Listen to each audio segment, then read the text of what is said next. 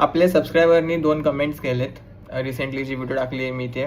तर मी shorts video बनवतोय. त्याच्यामध्ये पहिला जो क्वेश्चन आहे की भावा तू प्रॉफिटेबल झोनमध्ये आहेस का?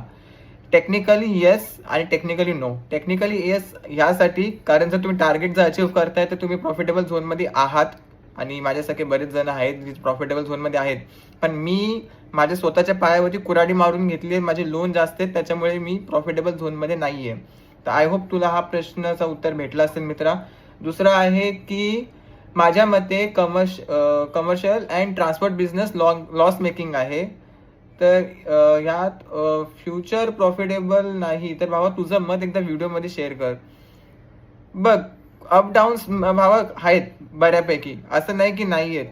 पण जर स्वतःवरती कॉन्फिडन्स असेल ना तर तू प्रॉफिटेबल होऊ शकतो.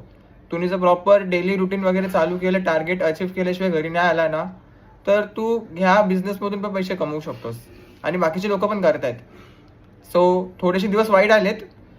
आय होप येणाऱ्या फ्युचरमध्ये हे दिवस जातील आणि तुझ्यासाठीच मी फक्त हा रील शूट करतोय बाबा. ते एक लाईक तर बनतोच.